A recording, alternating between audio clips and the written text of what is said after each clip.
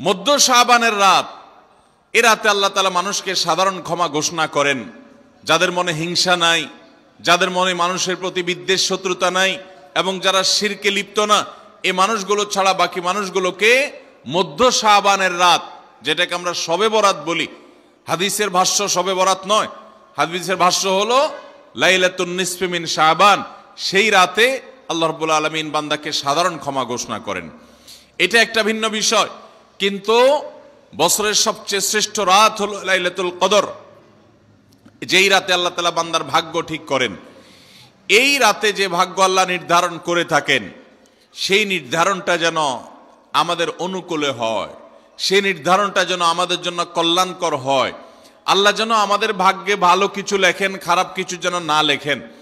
আল্লাহ যেন তাকদীরে আমাদেরকে ভালো কিছু দেন, মন্দ কিছু থেকে বাঁচিয়ে রাখেন। সেজন্য আমরা সবাই কামনা করি কি করি না? শুধু করি তা না, শবে বরাতে যত মানুষ মসজিদে আসে আমাদের দেশে, সারা বছরের অন্য কোনো রাত দিন অন্য কোনো সময় এত মানুষ মসজিদে আসে, কারণ কি? শবে বরাতে মানুষ মসজিদে বেশি আসে কেন? কি কারণে আসে বলেন দেখি?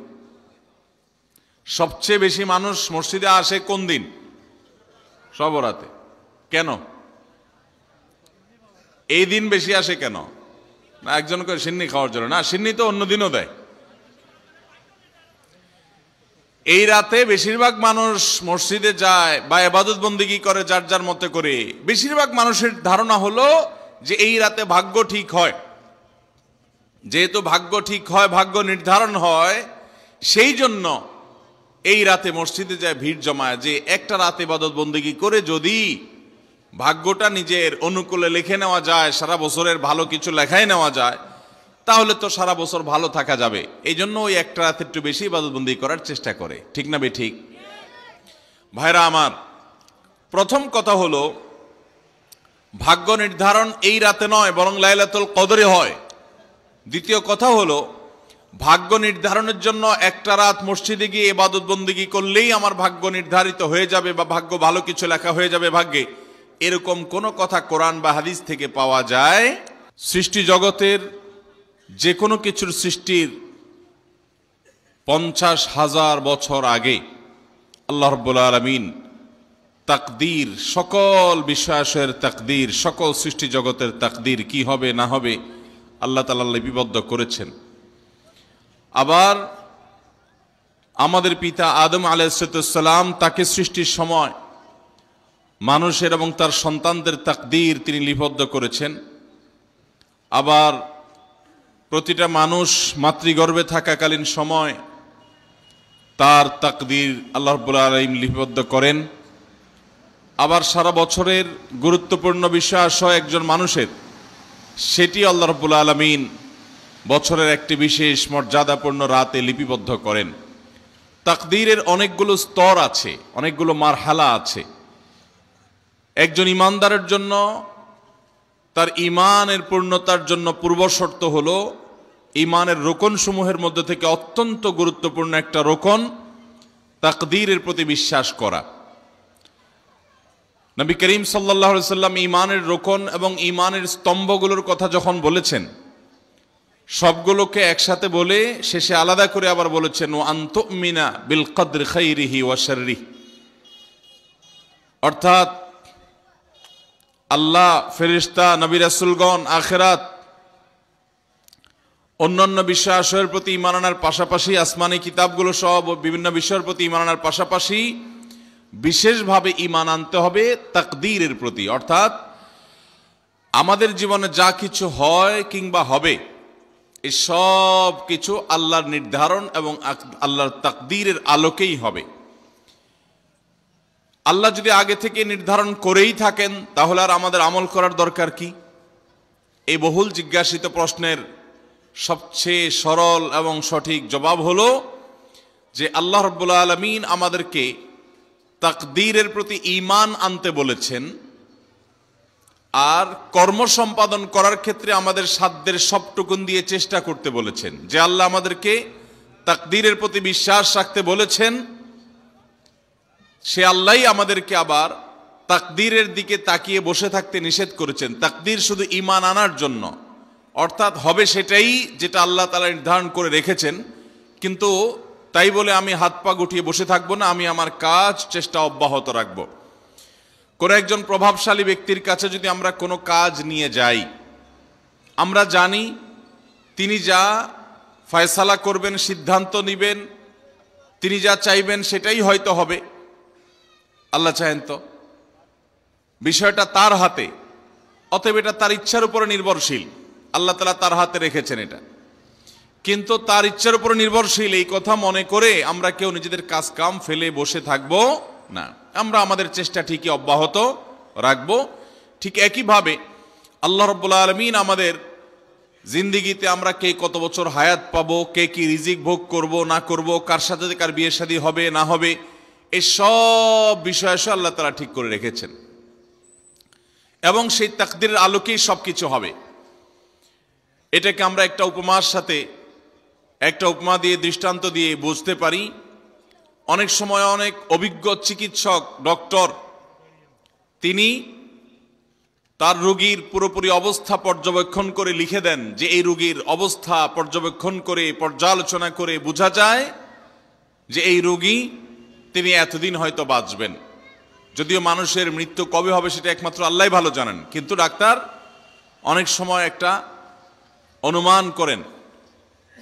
তো এরপরে ডাক্তার অনুমানের উপর নির্ভর করে লোকটা যদি মারা যায়, কেউ কিন্তু এর জন্য ডাক্তারের লিখনকে দোষারোপ করে না, বরং সবাই জানে যে লোকটা মারা যাবে, ডাক্তার আগে থেকে জানতেন, সেই হিসাবে তিনি লিপিবদ্ধ করে রেখেছেন, তার লেখার কারণেই মারা গেছে। ব্যাপারটি সেরকম নয়। তাকদীরকে আমরা কিছুটা এই দৃষ্টান্তের সাথে মিলাতে পারি, পুরোপুরি না হলেও কিছুটা মেলাতে পারি। তারপরেও তাকদীরের এই বিষয়টি পরিপূর্ণভাবে, পূর্ণাঙ্গভাবে সব দিক থেকে আমরা এটাকে আয়ত্ত করে ফেলবো, শুধু এটি নয়, আল্লাহর অনেক গুরুত্বপূর্ণ আদেশ নিষেধ আছে, অনেক বিষয় আছে যেগুলো আমরা সম্পূর্ণভাবে শতভাগ আয়ত্ত করে ফেলবো, এটা সম্ভব নয়।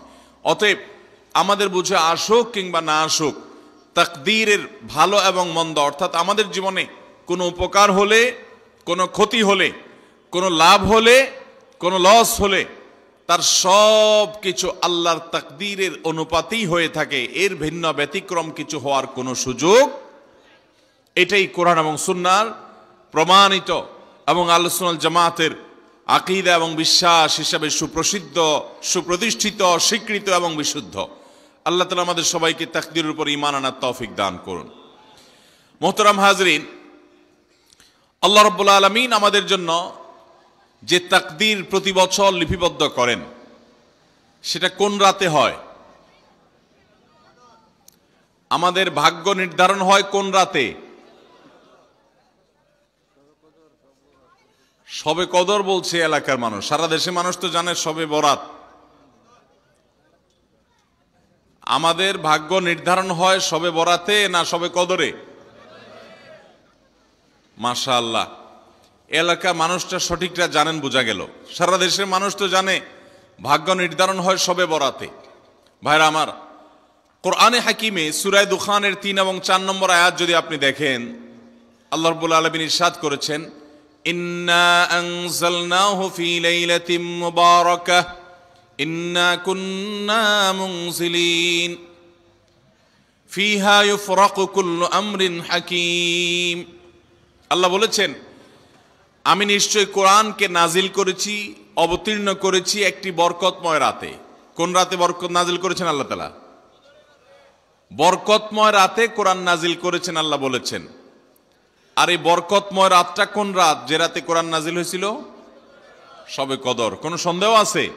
কারণ কোরআনের আরেক আয়াত বলছে, ইন্না আনজালনাহু ফি লাইলাতিল কদর, আমি কোরআনকে নাজিল করেছি যে রাতে, সেটা হলো লাইলাতুল কদরে। তাহলে লাইলাতুল কদরে আল্লাহ কোরআন নাজিল করেছেন, আর সূরা দুখানে বলেছেন আমি একটি বরকতময় রাতে কোরআন নাজিল করেছি। তাহলে এখানে বরকতময় রাত বলতে যে লাইলাতুল কদরকে বোঝানো হয়েছে, সেটা দিনের আলোর মতো পরিষ্কার, ঠিক কিনা বলেন? এরপরে আয়াত আল্লাহ বলেছেন, ফিহা ইউফরাকু কুল্লু আমরিন হাকিম, এই বরকতময় রাত যে রাতে কোরআন নাজিল হয়েছে অর্থাৎ লাইলাতুল কদর, সেই রাতেই সমস্ত গুরুত্বপূর্ণ হিকমাপূর্ণ বিষয়গুলো সব ধার্য হয়ে থাকে, নির্ধারণ হয়ে থাকে। এই আয়াতের আলোকে বোঝা যায় মানুষের ভাগ্য সারা বছরের যেটি লিপিবদ্ধ হওয়ার কথা, সারা বছরের যে বাজেট হওয়ার কথা, সেটা হয়ে থাকে লাইলাতুল কদরে, শবে কদরে। কোরআন হাদিসে কি পাওয়া যায়? সূরা নাহাল আয়াত নম্বর 97। সূরার নাম সূরা নাহাল, আয়াত নম্বর কত? 97। আল্লাহ রাব্বুল আলামিন ইরশাদ করেছেন, মান আমিলা সালিহাম মিনকুম মান আমিলা সালিহাম মিন যাকারিন আও উনসা ওয়া হুয়া মুমিন। পুরুষ হোক আর নারী হোক, যে কোনো ব্যক্তি যদি ঈমানদার অবস্থায় ভালো কাজ করে, পুরুষ হোক কিংবা মহিলা, যে কেউ যদি ভালো কাজ খুঁটে খুঁটে খুঁটে নেক আমল করে, ভালো ভালো নেক কাজ, কোরআন হাদিসে নির্দেশিত কাজ, আল্লাহ যা করতে বলেছেন, রাসূল সাল্লাল্লাহু আলাইহি সাল্লাম যা করতে বলেছেন, যদি সে কাজগুলো করে, এমত অবস্থায় করে যে সে ঈমানদার, অর্থাৎ ঈমান থাকতে হবে, ঈমান আছে এই অবস্থায় যদি নেক আমল করে, তাহলে কি হবে? আল্লাহ বলেছেন, ফালানুহাইয়ান্নাহু হায়াতান তাইয়্যিবাহ, তাহলে সেই পুরুষ সে নারীকে আমি পবিত্র জীবন দান করব। কি জীবন দান করবেন বলছেন আল্লাহ? পবিত্র জীবন দান করবেন। এই পবিত্র জীবনে মানুষ সুখী থাকবে, এই পবিত্র জীবনে মানুষ সমৃদ্ধ থাকবে, এই পবিত্র জীবনে মানুষ ভালো থাকবে, নেক থাকবে। ওয়ালানাজজিয়ান্নাহুম আজরাহুম বিআহসানি মা কানু ইয়ামালুন। এবং এই ঈমানদার নারী পুরুষরা যদি নেক আমল করে, ভালো কাজ করে যদি সব সময়, তাহলে সেক্ষেত্রে আল্লাহ বলেছেন তারা যে ভালো কাজ করেছে ওইটার সবচেয়ে উত্তম বিনিময় আমি তাদেরকে দান করব। তাহলে এই আয়াত থেকে প্রমাণ হয়, যদি কেউ ঈমান আনার পর নেকামল করতে থাকে, নেকামল করতে থাকে, একদিনের নেকামল নয়, এক রাতের নেকামল নয়, সারা বছর জুড়ে সারা জীবন ধরে ভালো কাজ করার চেষ্টা যদি কেউ করে, আল্লাহ তাআলা তাকে পবিত্র জীবন দিবেন, সৌভাগ্যবান মানুষের জীবন দিবেন, সুখী মানুষের জীবন দিবেন। এখান থেকে বোঝা যায় কি ভাগ্য নির্ধারণের জন্য এক রাত আমল করতে হবে নাকি সারা বছর? সূরা আরাফ আয়াত নম্বর 96। সূরা আরাফ আয়াত নম্বর কত? 96। আল্লাহ বলেছেন, ওয়ালাউ আন্না আহলাল কুরা আমানু ওয়াত্তাকাউ, যদি কোন জনপদের লোকেরা ঈমান আনে আর তাকওয়া অবলম্বন করে। তাকওয়া কি? তাকওয়া হলো আল্লাহর ভয়ে সে আল্লাহর নির্দেশগুলো মানে আর হারামগুলো বর্জন করে। এরকম যদি কেউ করে, লাফাতাহনা আলাইহিম বারাকাতিম মিনাস সামাই ওয়াল আরদ, আল্লাহ বলেছেন তাহলে ওই ব্যক্তিকে সবগুলো তার জন্য খুলে দেওয়া হবে। তাহলে বোঝা গেল মানুষের জীবনে বরকত নাজিল হবে, মানুষ সুখে থাকবে, ভালো কিছু তার তাকদিরে লেখা হবে। তখন যখন বান্দা নেক আমল করে, যখন বান্দা গুনাহ থেকে বাঁচে, তাকওয়া অবলম্বন করে, তখন তার ওই এক রাত্রে গিয়ে আলাদা কিছু দোয়া বা বিশেষ পদ্ধতির কোনো জিকির আজকার এটার প্রয়োজন হয় না, বরং সে সারা বছর জুড়ে আল্লাহ তাআলা তার নসিবে ভালো কিছু লেখেন, যদি সে বছর জুড়ে সারা জীবন ধরে নেক আমল করে গুনাহ থেকে বাঁচে। ভাইরা আমার, আপনাকে আল্লাহ তাআলা কোনো কলকারখানার মালিক বানিয়েছে, কোনো মিল ইন্ডাস্ট্রি আছে আপনার। ধরুন আপনার বাসায় দুটা মেশিন আছে, সেলাই মেশিন আছে। আপনার যেই মেশিনটা ভালো, এটা দিয়ে আপনার কাজ হয়, প্রোডাকশন হয়, ওই মেশিনটাকে তেল মোবিল আপনি ঠিক মতো দিবেন কি দিবেন না? যেহেতু ওইটা সার্ভিস দেয় আপনাকে, ওখান থেকে আপনার প্রোডাকশন হয়, ভালো কিছু অর্জিত হয়, সেজন্য আপনি অটোমেটিকলি সেটার জন্য বিদ্যুৎ সাপ্লাই দিবেন, গ্যাস লাগলে গ্যাসের সাপ্লাই যে মেশিনের জন্য দরকার সেটা দিবেন, তেল মোবিল যা যা দেওয়া দরকার সেটা দিবেন, নষ্ট হলে সাথে সাথে ওটা ঠিক করাবেন, যা যা দরকার সব ব্যবস্থা আপনি করবেন। কারণ মেশিনটা আপনার প্রোডাক্টিভ, মেশিনটা আপনার প্রোডাকশন দিচ্ছে, এখান থেকে ভালো কিছু পাওয়া যাচ্ছে, সেজন্য আপনি এটা দিবেন।